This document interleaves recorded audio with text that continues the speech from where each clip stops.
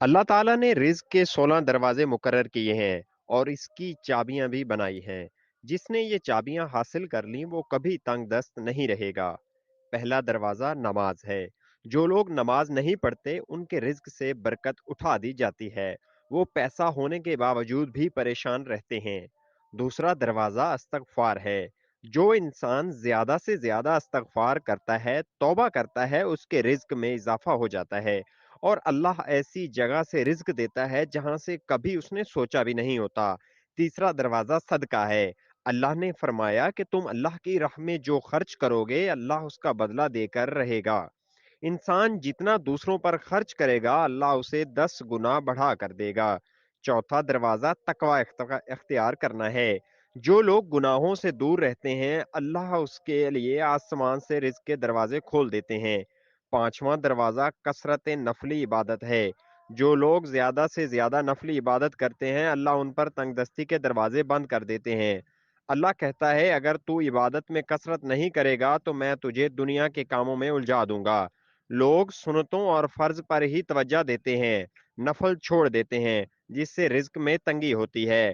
چھٹا دروازہ حج اور عمرہ کی کثرت کرنا ہے۔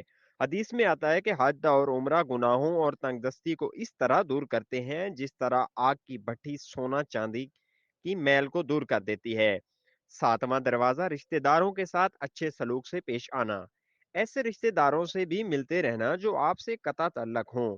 آٹھواں دروازہ کمزوروں کے ساتھ صلہ رحمی کرنا۔ غریبوں کے غم بانٹنا، مشکل میں کام آنا اللہ کو بہت پسند ہے۔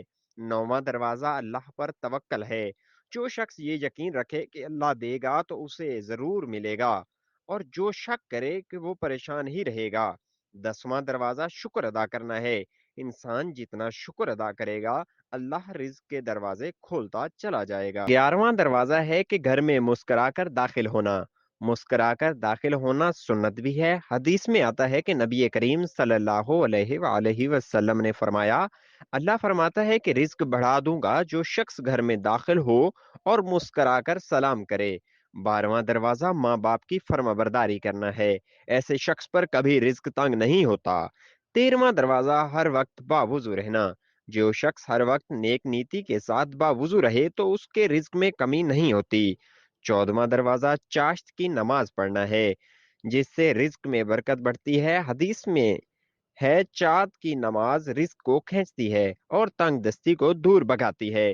15واں دروازہ ہے روزانہ سورہ واقعہ پڑھنا، اس سے رزق بہت بڑھتا ہے۔ 16واں دروازہ ہے اللہ سے دعا مانگنا۔ جو شخص جتنا صدقے دل سے اللہ سے مانگتا ہے اللہ اس کو بہت دیتا ہے۔ اگر آپ کو ہماری ویڈیوز اچھی لگی ہیں تو پلیز شیئر کریں اور ہمارا چینل سبسکرائب کر کے بیل آئیکن کو پریس کریں۔